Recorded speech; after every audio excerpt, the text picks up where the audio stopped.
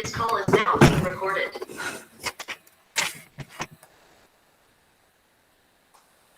Good afternoon, everyone.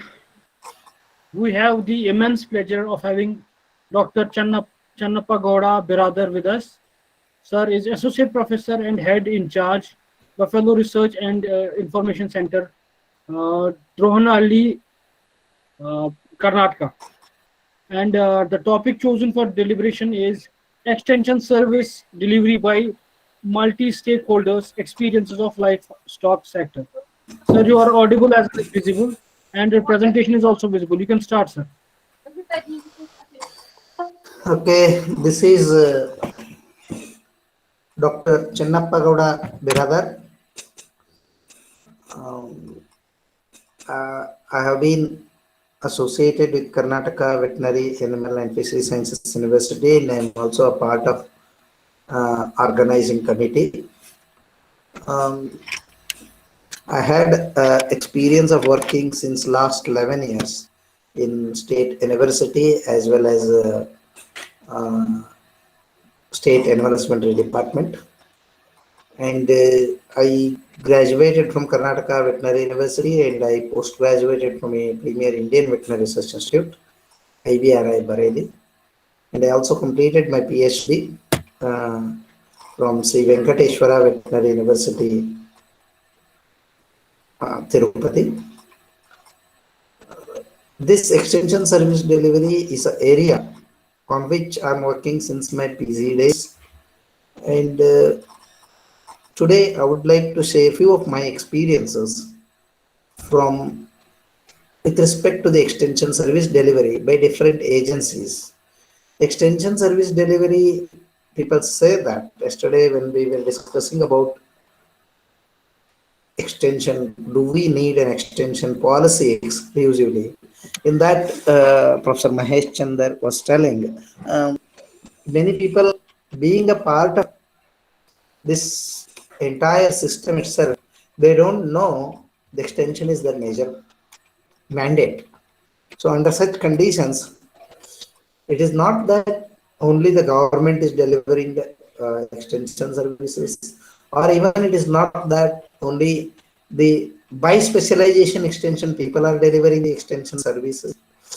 There is something beyond it.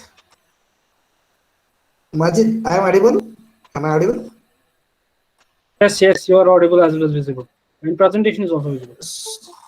So today let me talk on extension service delivery by these different agencies and what my experiences says with respect to major emphasis on livestock sector. Why? Because in 1970s aftermath, because of a green revolution, agriculture extension service delivery has become more of a privatized nature, and now the actual public extension service delivery people, as we call the agriculture department, state agriculture department, and their stakeholders, I mean their employees like agriculture officer, they are majorly involved in scheme implementation. They are majorly involved in input mobilization. They are more of concerned with linking the government policies with the farmers. But this extension service delivery doesn't mean that just a program implementation or some input delivery. It is beyond that, but that is taken care by the private sector after green revolution in case of agriculture. But this doesn't happen with case of livestock sector. Livestock sector since 1970s took a different turn, all of a different turn, because of a white revolution, because of a revolution in the poultry industry, and it has different dimensions. So let us discuss what these stakeholders are delivering the services and what experience speaks with respect to these things. In this respect, let me give this presentation where what is the global and Indian scenario of livestock service delivery, and livestock service delivery is having another horizons that let us see, and who are the major stakeholders in Indian livestock. If we take agriculture sector, there are many people playing. A fertilizer shop himself is delivering extension services. He says what quantity, what, how to spray, and all these things. And that's not the case. That revolution didn't take place in case of livestock service delivery. And also, we will see what are the needed policy interventions for strengthening livestock service delivery. As we all know, globally the livestock production is growing faster than any other agricultural subsector, with an exception of aquaculture. There is a demand is being doubled for every 10 years since last decade because of a human population growth, a demand for livestock and livestock products. I mean, it is because of increasing urbanization. It is because of rising incomes. The youth, now a vegetarian youth is an isolated one. They need a livestock product.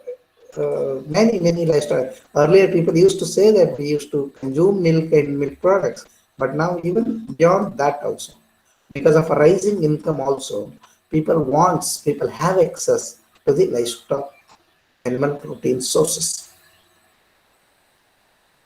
In this background, if we want to meet this demand, this doubling, the space at which the demand is doubling, if we want to meet this demand, availability, quality access, and appropriate and affordable livestock extension service will be a crucial one under the livestock revolution. How livestock contributes to the well-being of a rural and agriculture growth and poverty reduction, which I need not to tell. Many of my previous presenters might have elaborated on it.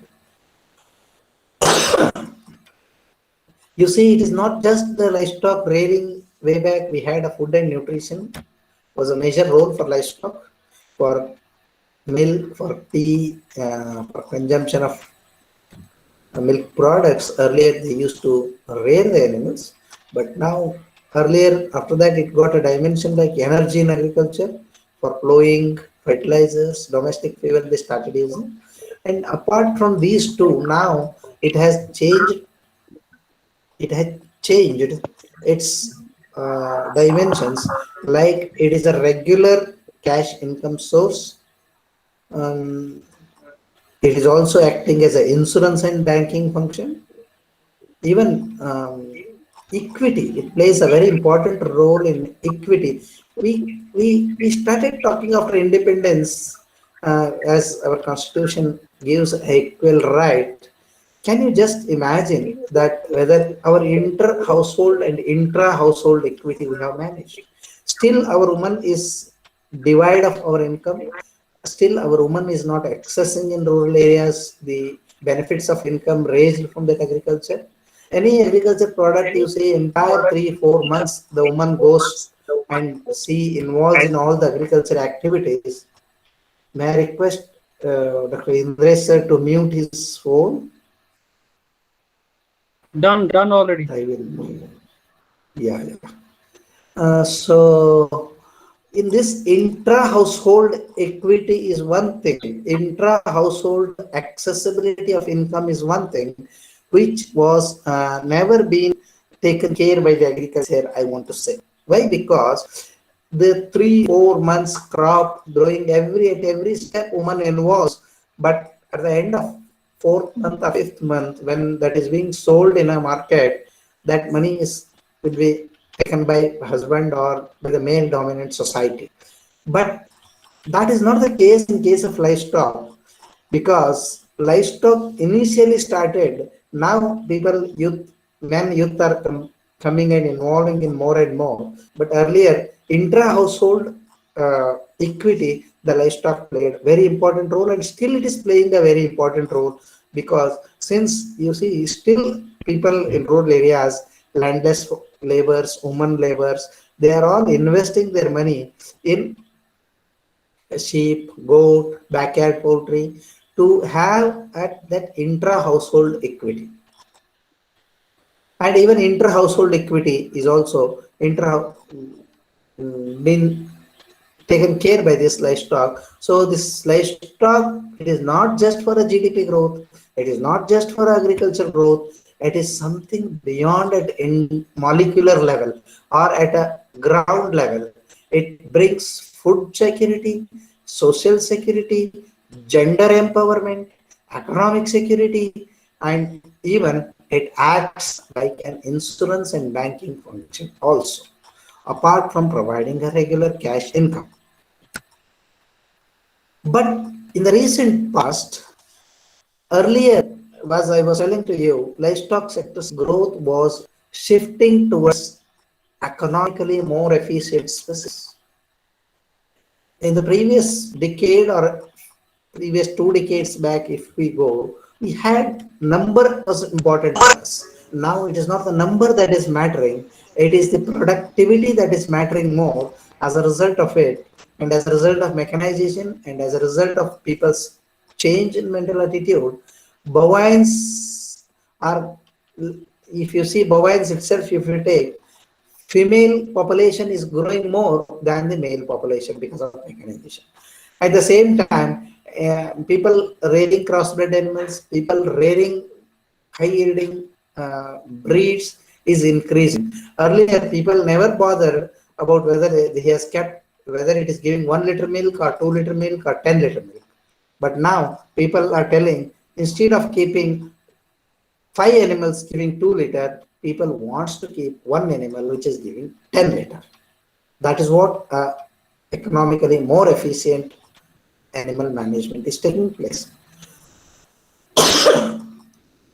And again, to this changing emerging scenario and environmental scenario as well as the technological forces, these are having a direct implications for livestock extension service delivery. This, what is this livestock extension service delivery at a global level? Most of the developing and underdeveloped countries everywhere, since up to 1970s, state government or the public sector agencies were the principal agent with very little participation for private sector. But during the last 2-3 decades, slowly the private sector is coming in livestock sector also. But at the same time, I want to emphasize that it is not that speed like what happened in agriculture. South Asia, including India, where public sector is still the direct provider of the services, they are being delivered this service either free of charge or with a heavy subsidies. But our services were mainly emphasized on curative health rather than a preventive. Now, only in the last 10 years in India or some third world countries, we are emphasizing on vaccination. We are emphasizing on campaign mode control of FMD, campaign mode control of ET.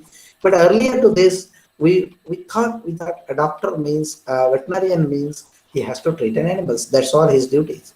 But now preventive health is slowly gaining the agent, which was earlier. Now, in contrast, it is getting more importance than the diagnostic and curative services. If you see the East Asia and Pacific, where public sector still plays a major direct role, only exception in this area is Malaysia is an exception where privatization is implemented for clinical livestock extension service. That is where much needed in India also. Sub-Saharan Africa till 1980s, again public sector, but now in those areas also slowly public-private partnerships are taking place. Coming to India specifically, we are traditionally funded, managed and delivered by the public sector. There is now, since 1990s, people started, researchers, specifically extension researchers, started questioning the public sector role on economic and efficiency grounds.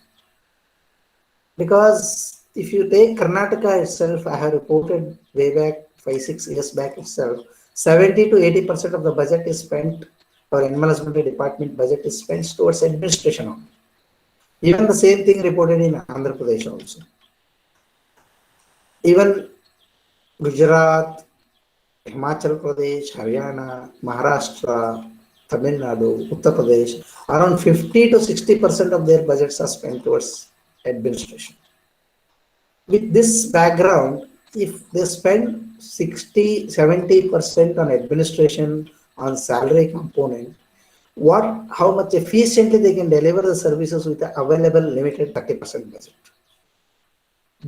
On economic ground, this is very questionable because of increased stress on the government budget. Obviously, the or the budgetary release will be reduced, and even people have conducted studies at farmers level. They also clearly indicated that they were not convinced with the livestock extension services. Even when during the 2009-10, when I surveyed in Karnataka, people were very much telling that they are not accessible, their service is not quality, they prescribe medicines, the medicines they give is not quality, and they will not turn up for artificial insemination at right time. These were all the efficiency reasons. But it is not that just we can't blame the public sector system itself. There are many reasons for this lower efficiency. So with this, these are all the empirical studies. People have suggested that decentralization, cost sharing mechanism, even if it is in a public sector, cost sharing mechanism. Many veterinary colleges now they are running their veterinary clinical complexes on cost sharing mechanism. If you take cities like Bangalore, Hassan, they even in major cities also they are trying for cost sharing and cost recovery mechanisms. They are withdrawing themselves from the selected services, and those services can be given to the public private. These were the options suggested in India also by many researchers. When I say that these are the options suggested, it doesn't mean that there was no impact at all from the public sector services. No, yeah, there is a lot of impact also. With a less manpower, with a less institutes, during last 5 decades of independence, uh, the public sector has contributed a lot. But now its limitations are hindering its service delivery. Like we have increased the availability of foods of animal origin. Today we are first in milk production. There is a lot of increase in poultry production.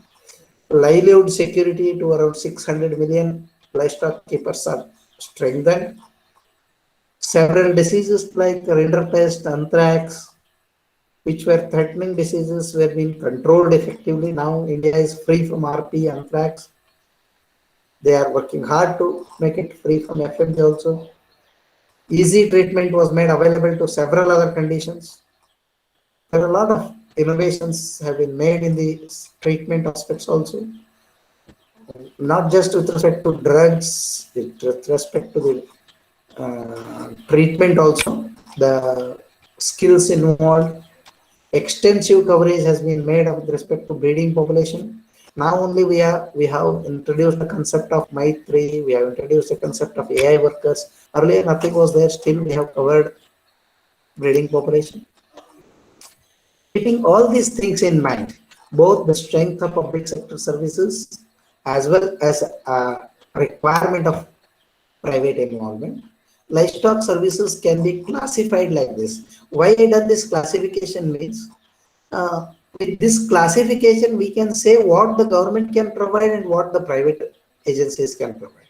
So, and people say that when livestock service, I say there is only, people earlier used to say that when an ill animal comes, treatment is this, that is the extension service.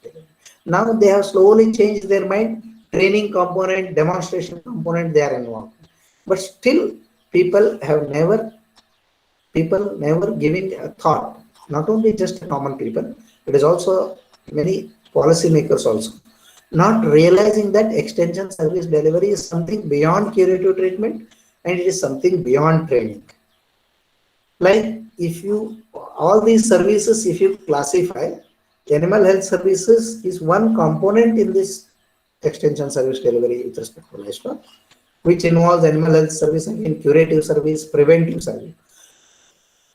Within animal health also, we have very much restricted earlier curative services. Now, slowly we are taking care of preventive services. And apart from this animal health services, there are animal production services, which include artificial insemination, pregnancy diagnosis, natural breeding, fodder development, input supply. This is one area where really we need to emphasize. Why? Because you see, artificial insemination since 1950s, we are under public sector agencies. An animal, when it comes to heat, it has to come to a doctor. They will do artificial insemination. Now there is a huge demand for artificial insemination at doorstep level, because now a labor cost, we may be in a public sector agency, we may be carrying out an artificial insemination with 10 rupees or 15 rupees. We feel that we are giving much of the free of cost, but farmers now started thinking that you are giving at 15 rupees, but I am investing labor cost 300 rupees. One day he has to bring animal all the way to the hospital and get it back to the home. So by keeping that in concept, majority of the studies since last 2 decades have reported that people are ready to pay for artificial insemination provided it is delivered at his doorstep. So pregnancy diagnosis is another area. Again, every time people can't bring animals to the hospital. And nowadays, because of indigenous animal conservation, earlier we have avoided the natural breeding and we have promoted artificial insemination. Now, because of the purity of a breed, non-availability of some of the breed semen straws is forcing people to go for natural breeding also. That's also gaining more importance. Fodder development. Fodder development is one area where we conducted several trainings and we tell people that because of this crop intensification, crop diversification, now fodder residues are not available. Now people have shifted to the commercial crops. As a result, fodder availability has reduced. But now the people who wants to eat rare high yielding animals, the people who wants to keep large herd size, they are ready for fodder development. Many times inputs are not available.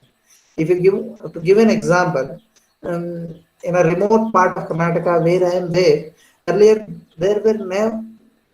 nobody has identified that there was a huge requirement of fodder seeds.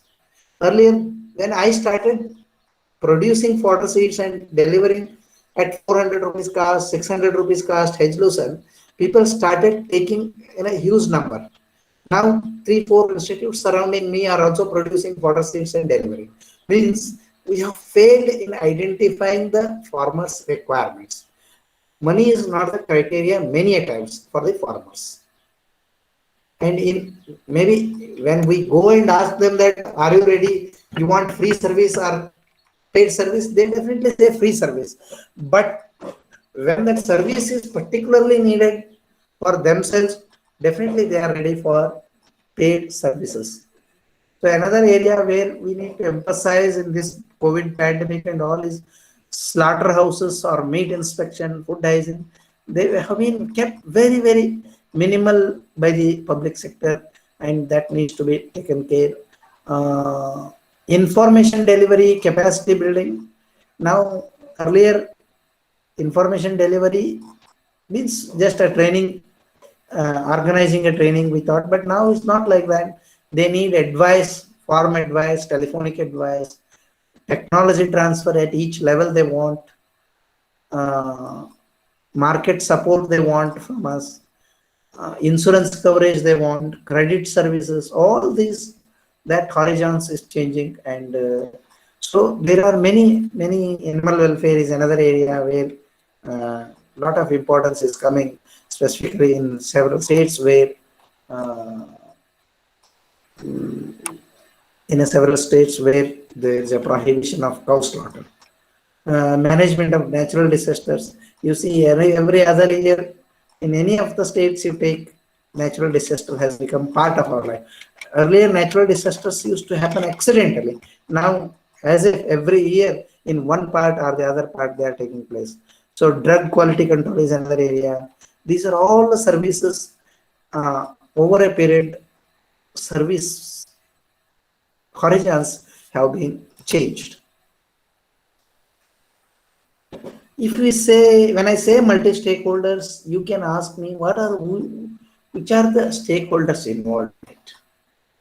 Of course, with respect to livestock, public sector, that is government, is the major one. One more old stakeholder is cooperative sector.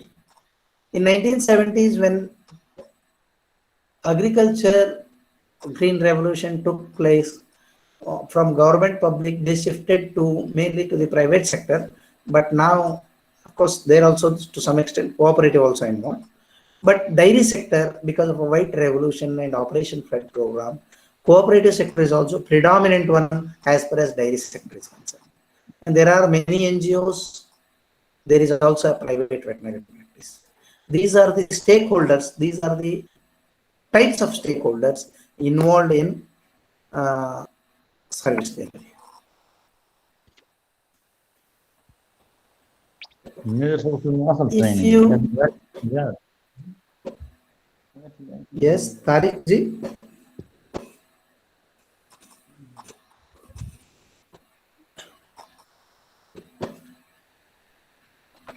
In India, agriculture and animal husbandry is a state subject. Only central government involves to the level of advisory and policy oriented to some finance sector and implementing some entrepreneurial projects. Animal husbandry department at state level is with its huge infrastructure have a clear mandate of treatment of animals. They seems to be a major stakeholder still now also. Health, production and policy, all these as such, they are not having any species specificity without any discrimination. All livestock, whether a monkey comes or a cow comes, they all mandated with the same policies. We are having at 3 levels majorly, at national level, Department of Animal Husbandry, Dairying and Fisheries under Ministry of Agriculture, those who are taking care of policy, advisory, international issues. And with respect to education, again, Veterinary Council of India and Animal Science Division of ICAR, they are taking care of it. At state level, Animal Husbandry Department is there, state veterinary universities are there, and at ground level, there is a network of institutions under Jilla Panchayat, veterinary dispensary, hospitals, polyclinics, KVKs, Atma, all are either directly or indirectly involved. Public livestock services,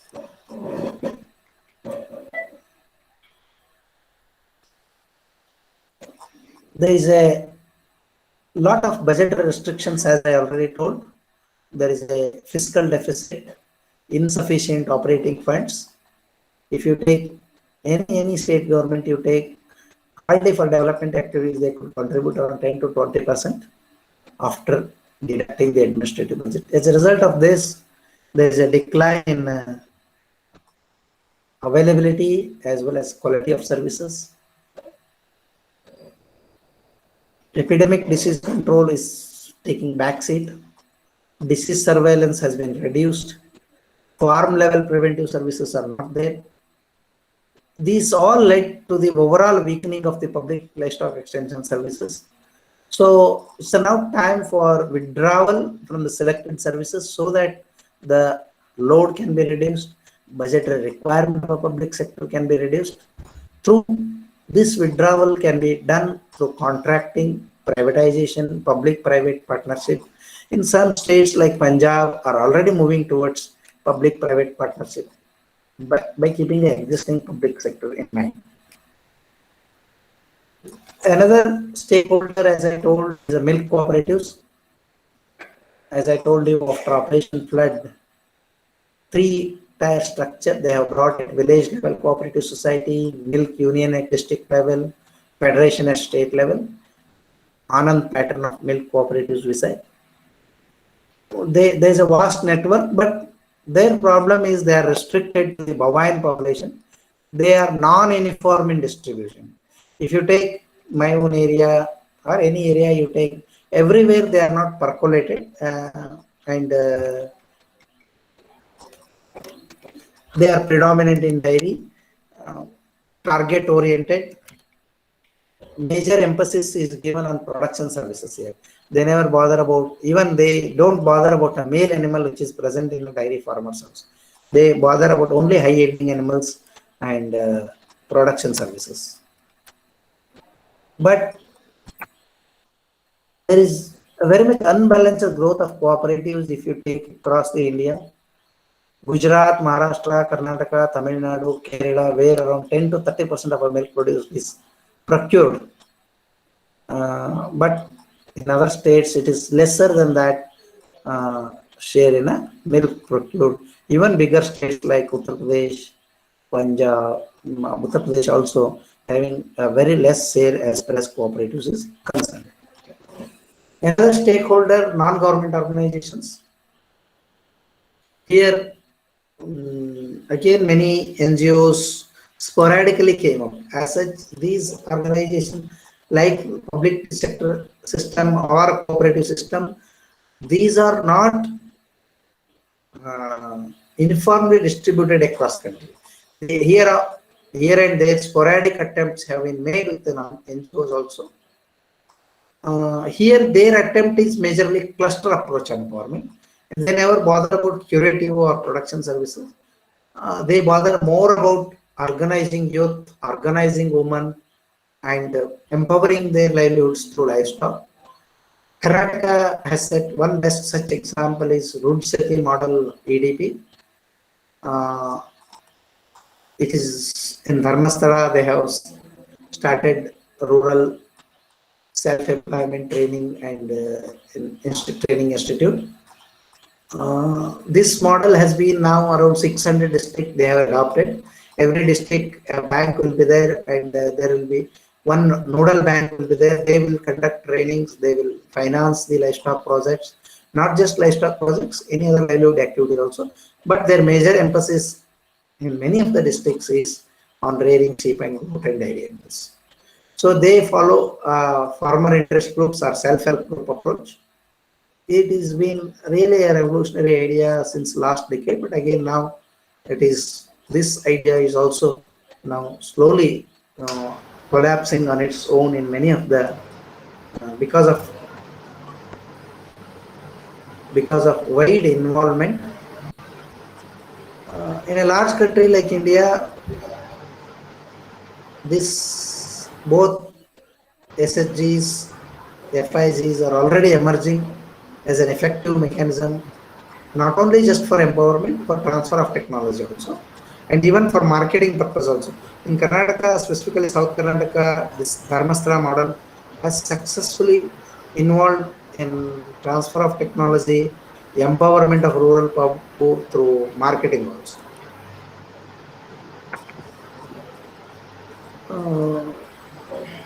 What is the disturbance?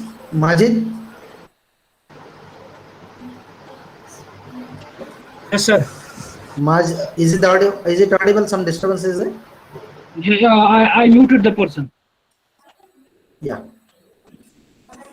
So, yeah, among NGOs, there is one more NGO which has again involved in livestock service delivery, that is BAFE Development Research Foundation, established by Manibhai Desai way back in 1967. They are working more on artificial insemination, utilizing natural resources like land, livestock, water, vegetation.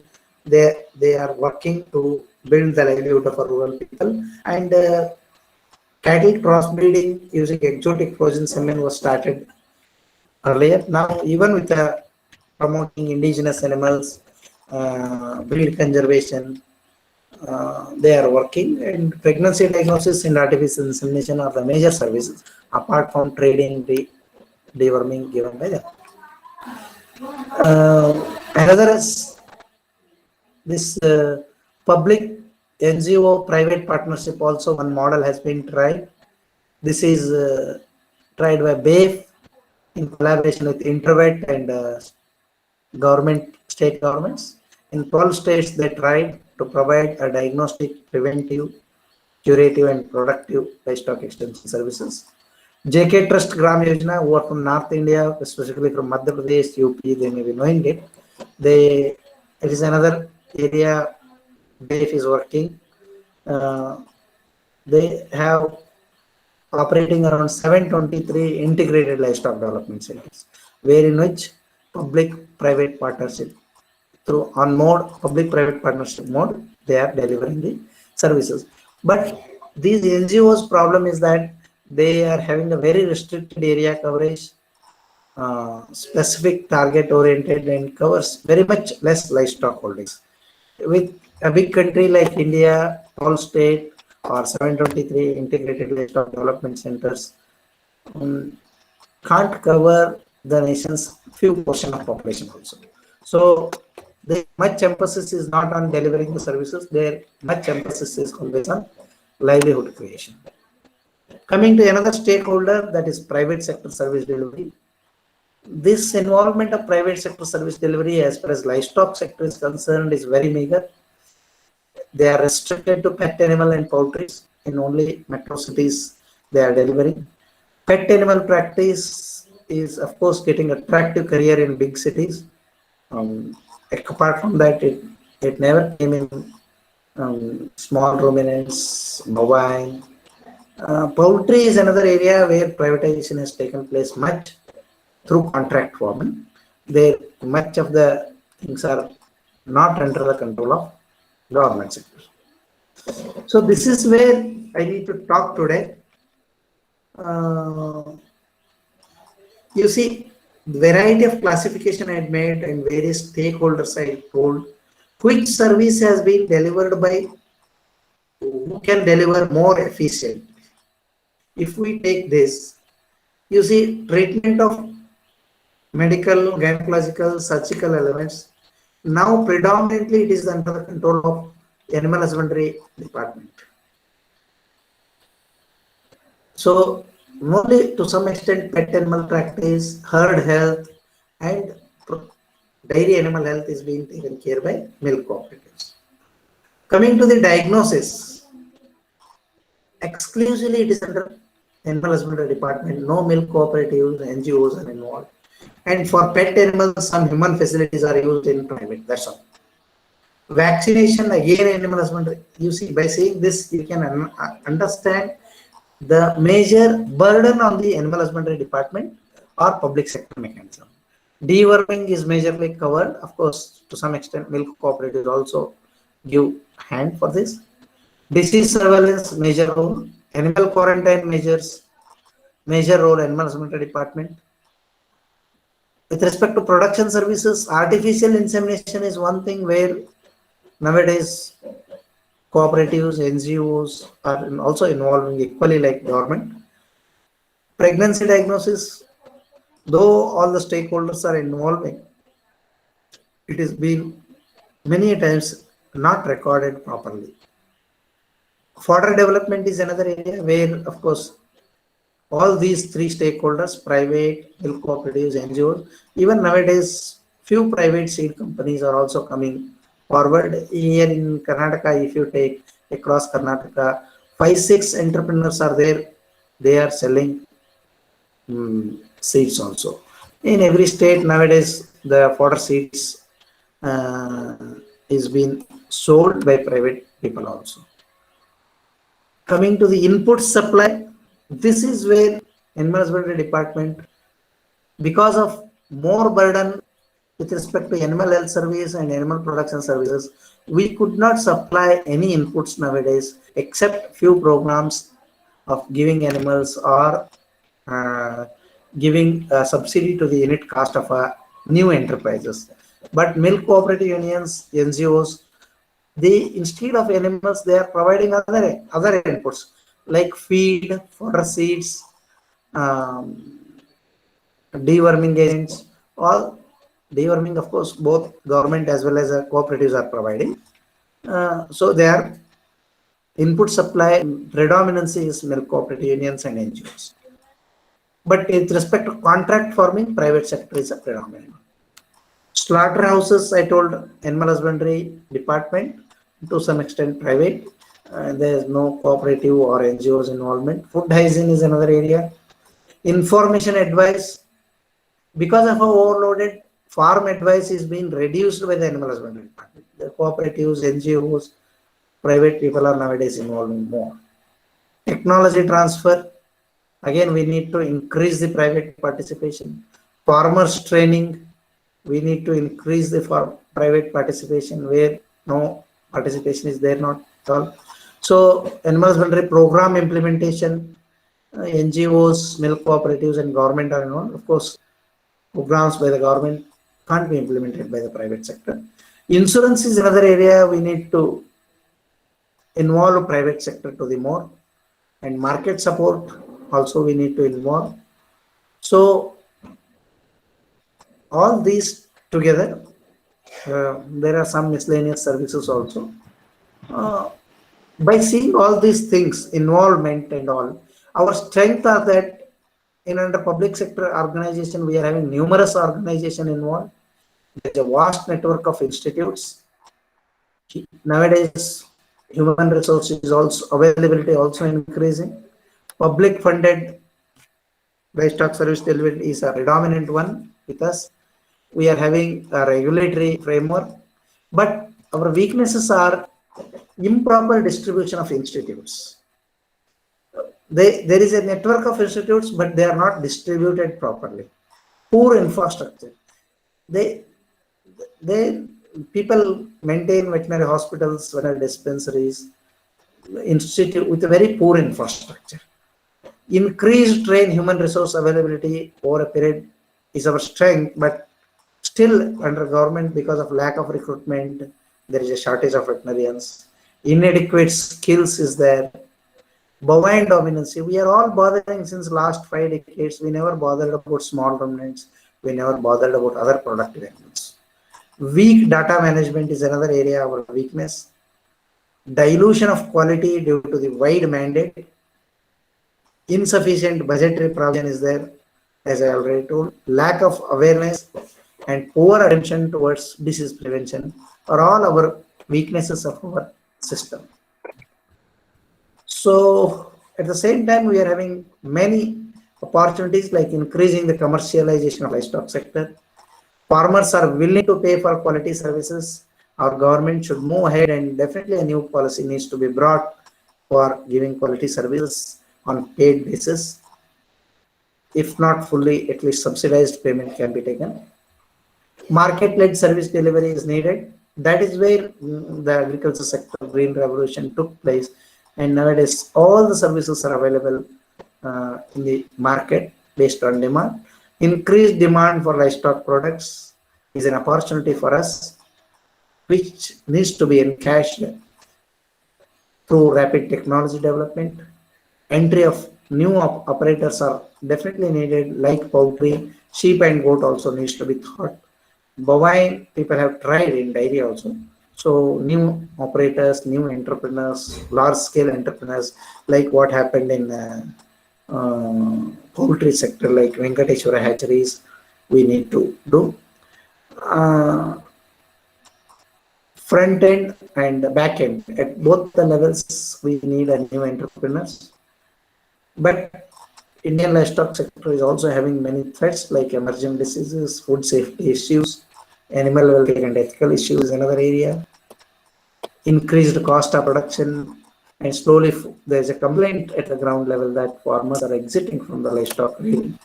By keeping all these things in mind, we need to rationalize the delivery of our livestock services or extension services.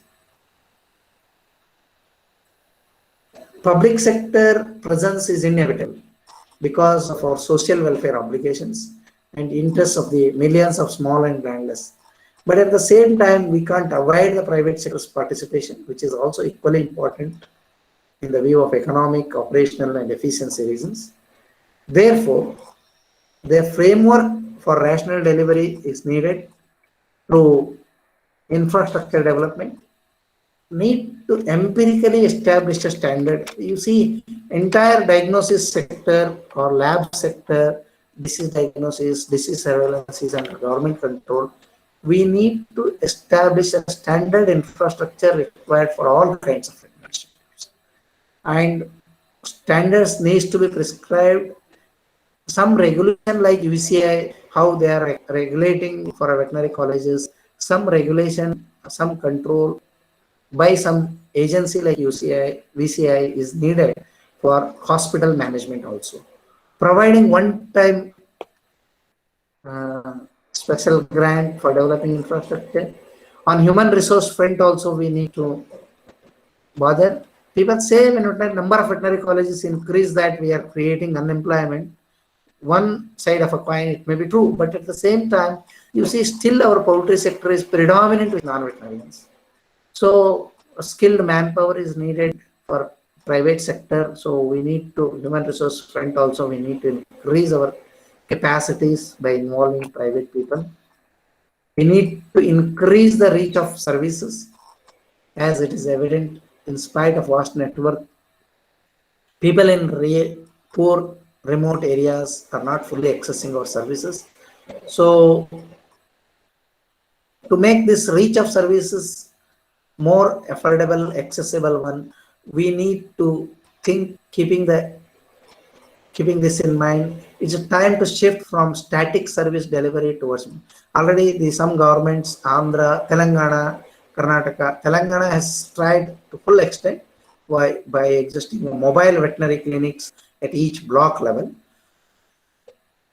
with ambulatory vehicles and all. In Karnataka also sporadically attempts are being made with less success, with less efficiency. So round the clock service delivery is needed in future. So probably shift from static delivery towards mobile is needed. On extension front, raising awareness, focus of veterinary service delivery needs to be shifted from treatment to production.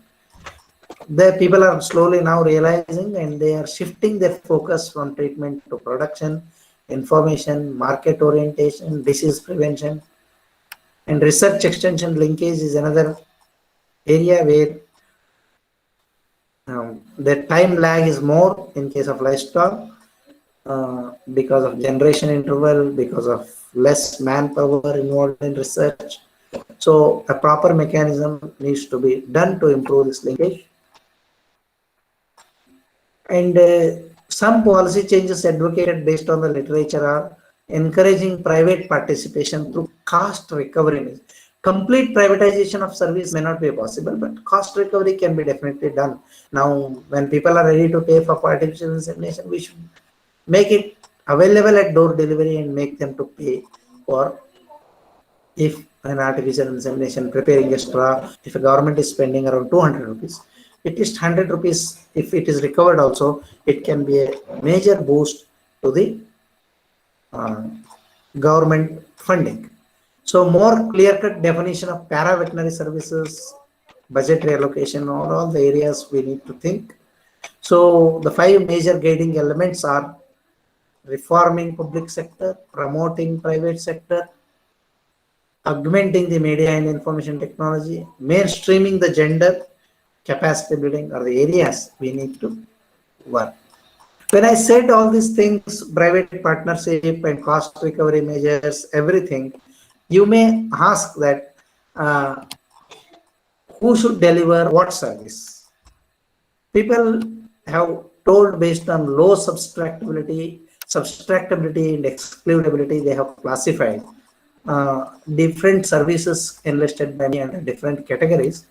So for Indian condition, many empirical works, researchers have quoted that there are few services like diagnosis, vaccination, disease surveillance, compliance monitoring, drug vaccine quality controls, slaughterhouse inspection, food hygiene, quarantine, accreditation, disaster management. These are all needs to be under public sector. But all these are not gaining its importance because our emphasis is more on treatment, program implementation, and other things. So probably these things needs to be emphasized, means the other things like medical service, gynecological services, surgical service, clinical diagnosis, drug, vaccine, production, distribution, artificial insemination, herd health and production, all these things are to be, needs to be, privatization has to be done to some extent. And there are few things which are having average subtractability and average excludability needs to be kept under public-private partnership. You see, when I say subtractability, if a person gains one service, its availability to the next person is being reduced. Such services needs to be privatized. When I say medical service, if 10 cases come in, if we are providing a medicine for 100 cases to a dispensary, if every case coming will deplete the resources. So such things should be under private sector so that it is refunding. When it is in private sector, they gain benefit and they reinvest it. There are some things which needs to be reinvested. Such things are to be kept under private sector. So under public-private partnership, animal welfare, notified disease control, disease emergency response, zoonosis control, advice and information provision, fodder development, input supply, marketing, even fodder development nowadays, even if we keep under private sector also, now people are ready for, and input supply also slowly we can bring under private sector. So this rationally, if we deliver the services, livestock production as well as a productivity can be enhanced. So this, to conclude my topic, global and Indian experiences reviewed suggest that the effectiveness of service delivery can be significantly improved through rationalization and restructuring the services under public-private partnership modes. So curative services can be to the private sector, preventive services can be under PPP mode, production and production-oriented service can be transferred to the private sector. So with this, I would like to conclude my topic. So if any questions are there, Majid?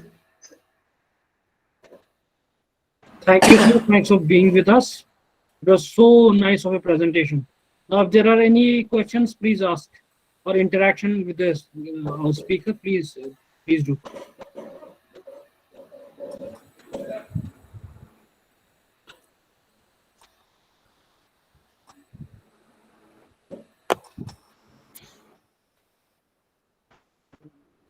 Dr. Jayantlal, you want to say something?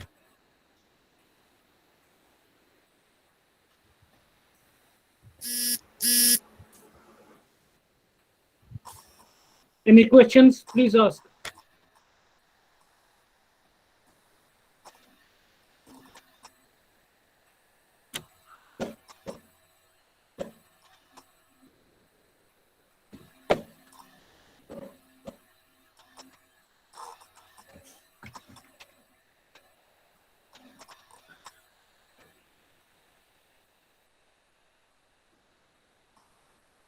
So probably the topic being more of livestock oriented.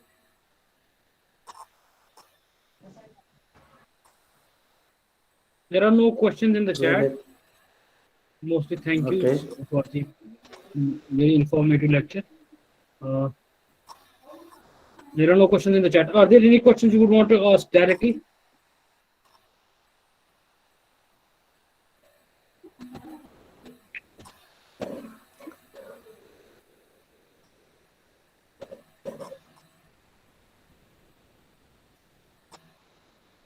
Prakash, you want to tell something? Yeah, good afternoon, Doctor. Good afternoon. Good Yeah, afternoon. majority of the things are covered. I don't think actually I can add anything to this, but only if there are any questions we can take from the participants. Because all the things are well covered. Okay.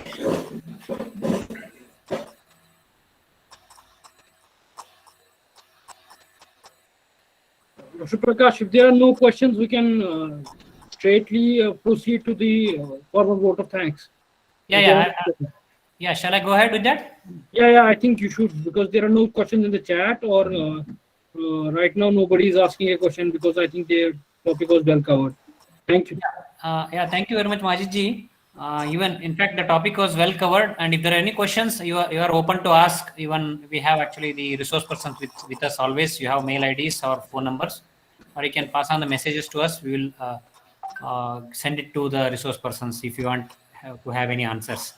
Anyways, thank you, Dr. Chanab Goda Biradar sir, for having your very informative lecture. And this topic, although was more relevant to livestock sector, but in fact extension is common for all, because when we talk private sector, public sector, or public private, the same context can be considered even for the agriculture scenario or horticulture scenario. Prakash, if you don't mind 1 minute. So yeah. Now, Prakash, one thing. Actually, though my talk was very much relevant to the livestock service delivery, people from the allied sectors can have definitely many opportunities to invest their time, money to become entrepreneurs in the livestock sector. There are many areas where many of the extension services can be delivered by the allied sector also. Specifically, fodder seeds production is one area where agriculture people can definitely take up that issue. Mechanization of dairy farming is another area where innovative ideas are needed from the people from agriculture engineering, dairy engineering. So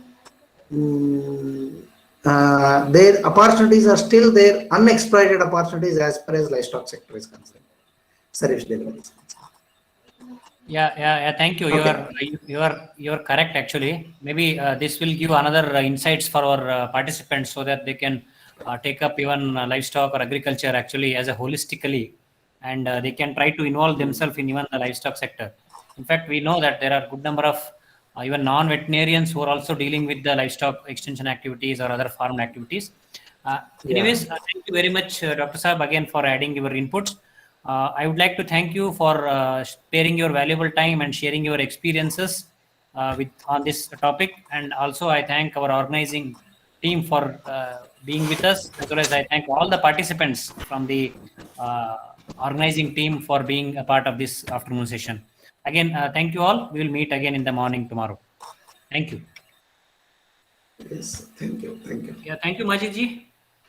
Thank you, everyone. Let's join back tomorrow at 11.